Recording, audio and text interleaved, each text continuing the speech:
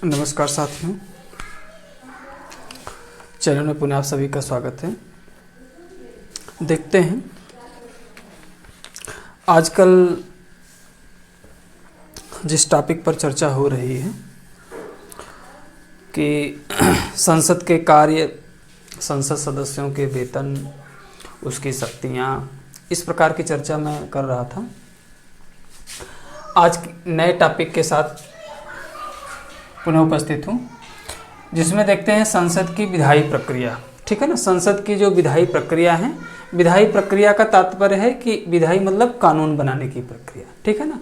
तो संसद की जो कानून बनाने की प्रक्रिया है उसके विषय में देखते हैं कि संसद में जो कानून बनता है किस प्रकार बनता है, किसकी सहमति से बनता है और कौन कौन से चैनल हैं कानून बनाने के।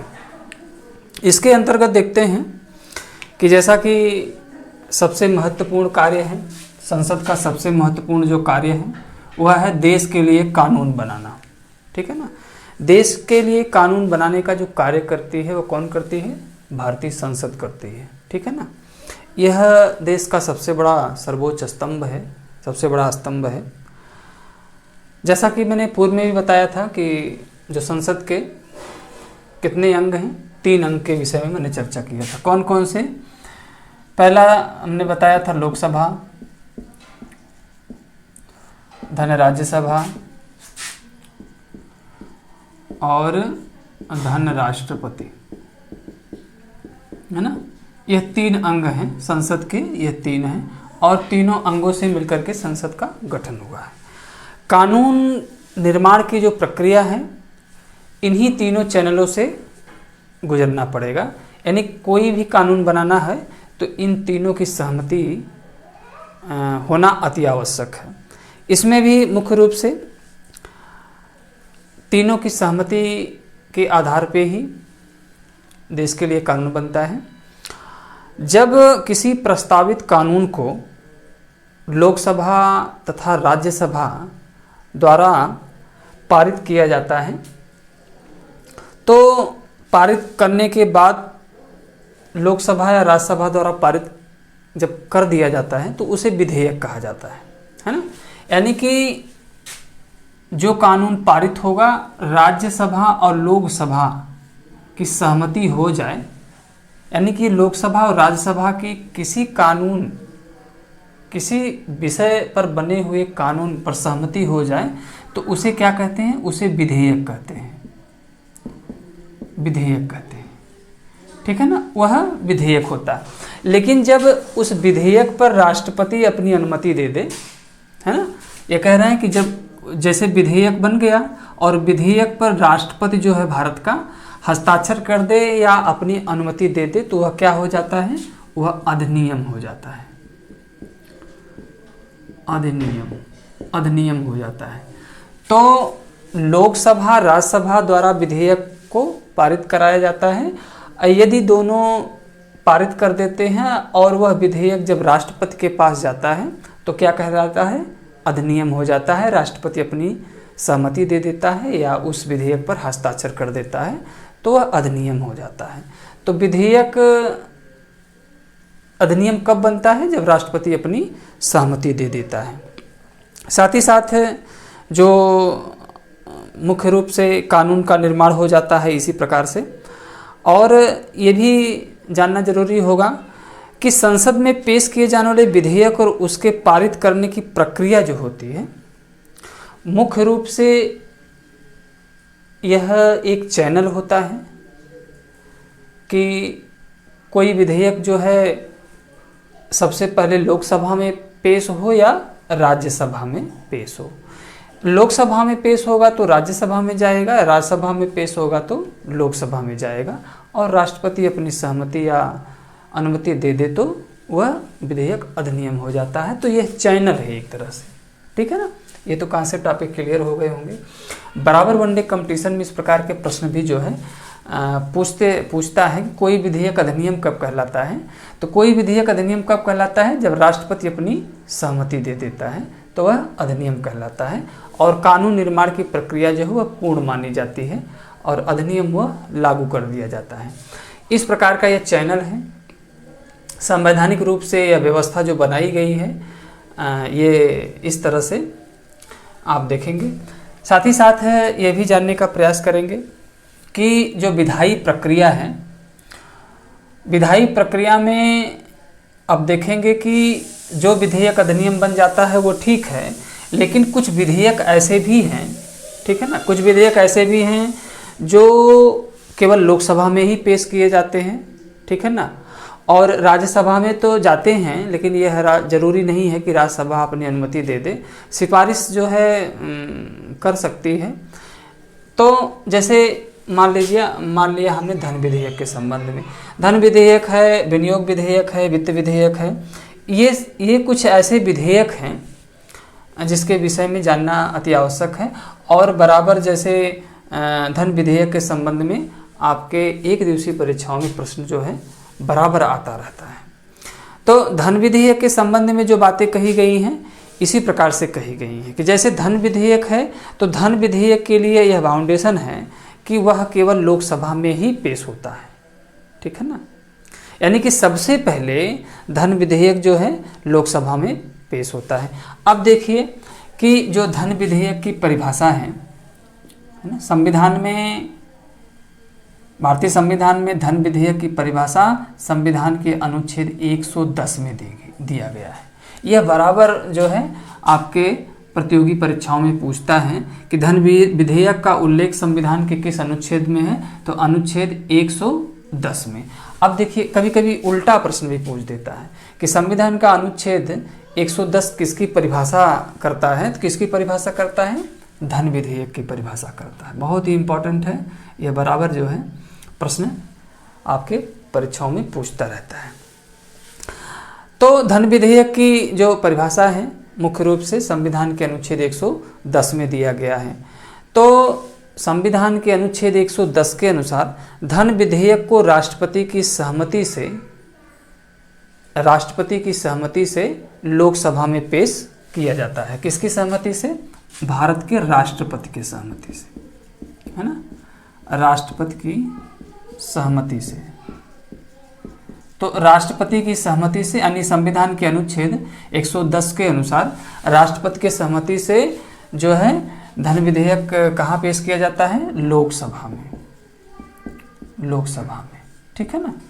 तो लोकसभा में धन विधेयक को पेश कर दिया जाता है और फिर उसके बाद राज्यसभा में तो भेजा जाता है।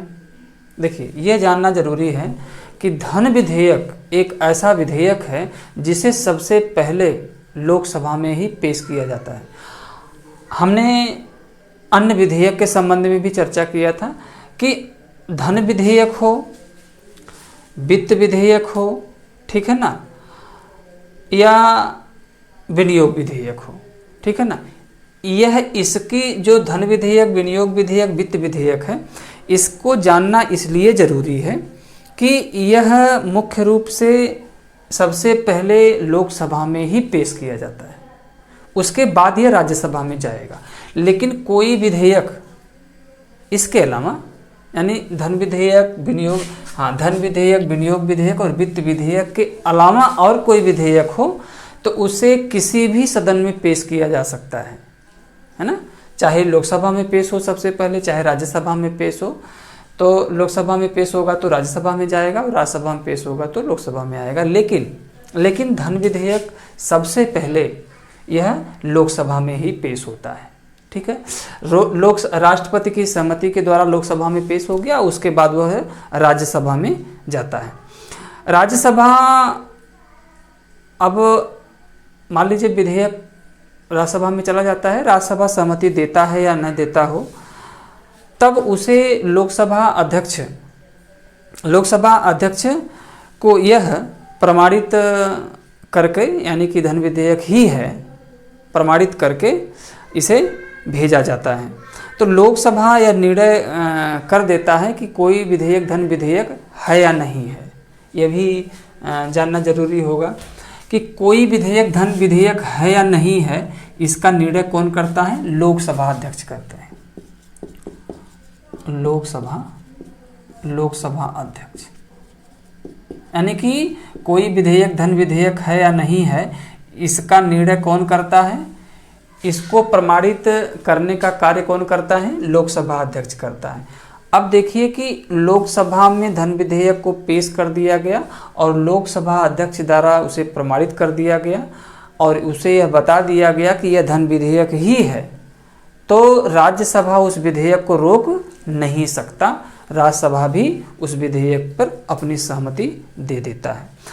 राज्यसभा को उस विधेयक पर सहमति देने का ही अधिकार है, उस विधेयक में संशोधन करने का अधिकार नहीं है, न उस विधेयक पर किसी प्रकार की त्रुटि हो तो उसको बताने का अधिकार नहीं है। तो राज्यसभा लोकसभा द्वारा पारित धन विधेयक में संशोधन नहीं कर सकता, लेकिन उसके संबंध में अपनी सिफारिश दे सकता है। यानी कि धन विधेयक को संशोधित जो है राज्यसभा नहीं कर सकता, सिफारिश भेज सकता है, सिफारिश भेज सकता है, माना जाए या ना माना जाए धन विधेयक को पारित मान लिया जाएगा। तो यह कुछ बारीकियां हैं धन विधेयक के संबंध में, तो आपको जानना जरूरी होगा।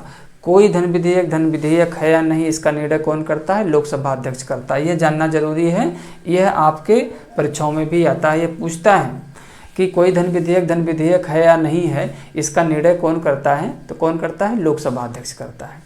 फिर कहता है कि धन विधेयक किसकी सहमति पर लोकसभा में पेश किया जाता है? बहुत इंपॉर्टेंट प्रश्न है। यह राष्ट्रपति के सहमति से धन विधेयक लोकसभा में पेश किया जाता है, क्योंकि देखिए यहाँ लोकसभा अध्यक्ष, राष्ट्रपति, लोकसभा, राज्यसभा, ये कई शब्द जो हैं यह आप कन्फ्यूजन की स्थिति में समझते हैं और गलत करके प्रश्न आ जाते हैं। सहमति राष्ट्रपति देता है, सबसे पहले लोकसभा में ही पेश किया जाता है और उस धन विधेयक को प्रमाणित करने के बाद वह राज्यसभा में भेजा जाता है। राज्यसभा उस धन विधेयक में संशोधन नहीं कर सकता, केवल अपनी सिफारिश दे सकता है। यह तो आपके कन्फ्यूजन क्लियर हो गए होंगे, ठीक है ना। चलिए अगला देखते हैं, जो विनियोग विधेयक है इसके संबंध में देखते हैं। तो विनियोग विधेयक के संबंध में देते हैं, तो संसद जो है विनियोग विधेयक पारित करके, जैसे विनियोग विधेयक जो है संसद पारित कर देती है। कौन पारित करता है? संसद, यानी कि जो कानून बना रहा है। तो संसद जो है विनियोग विधेयक को पारित करने के बाद यह अपेक्षा करती है, यानी कि भारत सरकार से, यानी पारित करने के बाद भारत सरकार से भारत की संचित निधि से धन निकालने की अनुमति देती है और इस विधेयक को केवल लोकसभा में ही पेश किया जाता है। तो अब देखिए यही बातें यहाँ भी आ गई कि विधेयक को राज्यसभा में ही पेश किया, सबसे पहले लोकसभा में ही पेश किया जाता है। देखिए ये कह रहा है कि जो विनियोग विधेयक है यह संसद द्वारा पारित किया जाता है और भारत सरकार को भारत की संचित निधि से धन निकालने की जो अनुमति देता है, यह विनियोग विधेयक पारित करने के बाद ही अनुमति मिलती है। तो कितना संचित निधि से धन निकालना है, कितना खर्च करना है, तो ये कह रहा है कि संचित निधि से यदि धन निकालना है संचित निधि से, तो विनियोग विधेयक जो है यह लोकसभा में पेश करना होगा। तो इस प्रकार की बातें हैं। लोकसभा द्वारा विधेयक को पारित किए जाने के बाद इसे राज्यसभा में भेजा जा सकता है, लेकिन होता क्या है कि राज्यसभा में भेज दिया जाता है और 14 दिन का समय दे दिया जाता है राज्यसभा को, उस पर विचार करके अपनी अनुमति दे। अब राज्यसभा 14 दिन के अंदर अपनी सहमति दे या न दे, उस विधेयक को पारित माना जाएगा। ये भी बारीकियां हैं, ये भी आपको जानना जरूरी होगा। तो क्या जानते हैं कि विनियोग विधेयक किस लिए पारित होता है? भारत की संचित निधि से धन निकालने के लिए ही पारित किया जाता है, यानी कि अनुमति प्राप्त करने के लिए ही ये पेश किया जाता है। साथ ही साथ ये भी जानना जरूरी होगा, विनियोग विधेयक लोकसभा में ही पेश होता है। ठीक, लोकसभा में ही पेश होता है सबसे पहले, अब वो राज्यसभा में नहीं पेश होगा। देखिए कोई विधेयक किसी भी सदन में पेश हो सकता है, लेकिन ये बातें जो हैं धन विधेयक, विनियोग विधेयक, वित्त विधेयक के संबंध में नहीं लागू होती, तो लोकसभा में ही पेश किया जाएगा। लोकसभा में पेश करने के बाद वह राज्यसभा में जाएगा और राज्यसभा से ये अपेक्षा की जाएगी, उसे 14 दिन के लिए समय मिलेगा, है ना, 14 दिन के लिए समय मिलेगा किसको, राज्यसभा को, राज्यसभा को, ठीक है ना। अब राज्यसभा अपनी सहमति दे या न दे, ठीक है ना, या किसी प्रकार की सिफारिश करे या न करे, वह विधेयक पारित माना जाएगा। तो यह विनियोग विधेयक के संबंध में आपने देख लिया। चलिए आगे चलते हैं। हाँ, यह भी इम्पोर्टेंट है, वित्त विधेयक। अब देखिए कि वित्त विधेयक की जो परिभाषा है यह भारतीय संविधान के अनुच्छेद 112 में दिया गया है। भारतीय संविधान के अनुच्छेद 112 जो है यह वित्त विधेयक को परिभाषित करता है। देखिए दोनों में समझ लीजिए, वित्त विधेयक की परिभाषा अनुच्छेद 112 और धन विधेयक की परिभाषा अनुच्छेद 110 में है। ये तो आप समझ ही गए।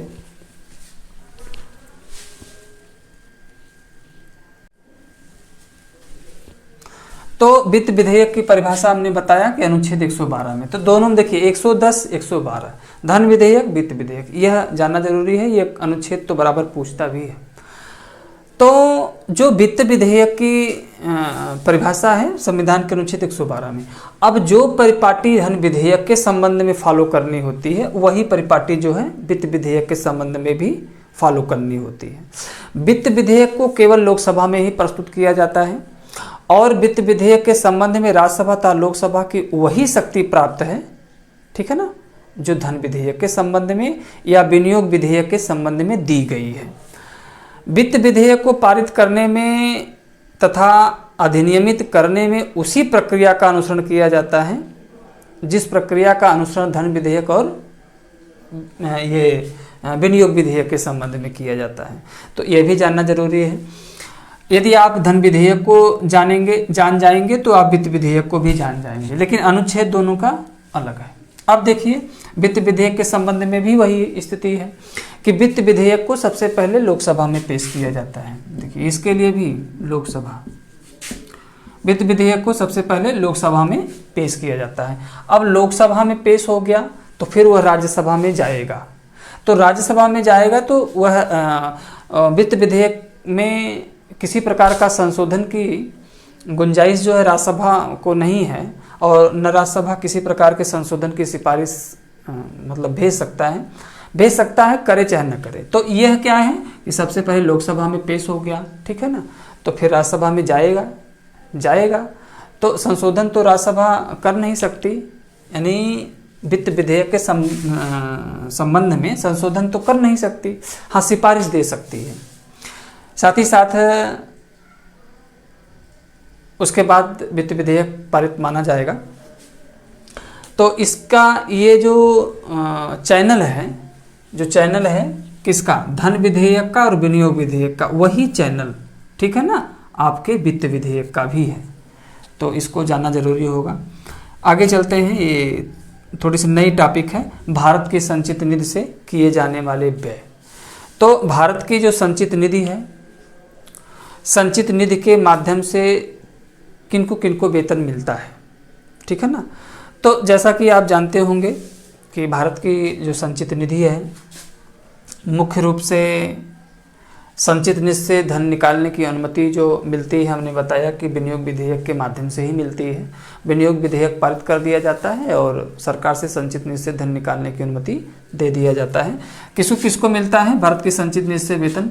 एक तो भारत के राष्ट्रपति को मिलेगा, ठीक है ना, भारत के राष्ट्रपति को मिलेगा, भारत के उपराष्ट्रपति को मिलेगा, है ना, लोकसभा के सदस्यों को, ठीक है ना, राज्यसभा के सदस्यों को, राज्यसभा के सभापति को यानी उपराष्ट्रपति को, और लोकसभा अध्यक्ष को भी मिलेगा।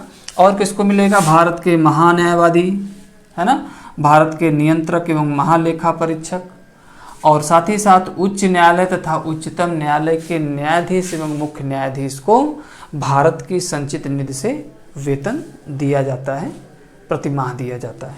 तो यह जो है भारत की संचित निधि से वेतन जो भारित होता है वह इन प्राधिकारी जो संवैधानिक प्राधिकारी हैं इनको वेतन दे दिया जाता है। तो इस प्रकार की यह जो व्यवस्था संवैधानिक व्यवस्था बनाई गई है इसी तरह से बनाई गई है। अब इसमें से जो प्रश्न आपके एक दिवसीय परीक्षाओं में आते हैं हमने फोकस भी किया और मुझे विश्वास है कि वीडियो आपको अच्छी लगी होगी। हाँ, कुछ हमारे जो विद्यार्थी हैं उनका कहना है कि सर लिखते चलिए और पढ़ाते चलिए। तो देखिए वो सही है, आपकी बात मानता हूँ, लेकिन होता क्या है कि जब वीडियो लंबी हो जाती है, ठीक है ना, जैसे चैनल पे जब वीडियो लंबी हो जाती है तो वीडियो अपलोड होने में भी समय लगता है। और दूसरी समस्या ये हो जाती है कि वीडियो बहुत लंबी चली जाती है तो लोग कम देखना भी पसंद करते हैं, ठीक है ना। तो ये 15 मिनट 20 मिनट की जो वीडियो होती है यह सबसे यूजफुल होती है, इसीलिए मैं छोटे टॉपिक को लेता हूँ। यदि मैं लिखता चलूँगा बताता चलूँगा तो वहाँ पे वीडियो लंबी खींच जाती है। तो अपनी सुविधा के लिए कि यदि पहले से या मैं लिख देता हूँ तो डिफिनेशन करने में बताने में हमको बहुत ही आराम होता है और समय भी कम लगते हैं। जो मेरे साथी मेरे चैनल से नए जुड़ना चाहते हैं तो प्लीज़ चैनल को सब्सक्राइब करें, शेयर करें, कमेंट करें, लाइक करें और साथ ही साथ बेल आइकन को दबाना ना भूलें, क्योंकि जैसे ही मेरी नई वीडियो अपलोड होगी उसी तरह अतिशीघ्र ही आप तक पहुंच जाएगी। साथ ही साथ जो साथी मेरी वीडियो प्रतिदिन देखते हैं उनका मैं बहुत बहुत धन्यवाद देता हूं उनको, और उनको चैनल में उनका बहुत बहुत स्वागत करता हूं। साथ ही साथ चैनल को थोड़ा सा और भी शेयर करें, नए स्टूडेंटों को जोड़ें तो बहुत ही अच्छा होगा। तब तक के लिए बहुत बहुत धन्यवाद, बहुत बहुत शुभकामनाएं।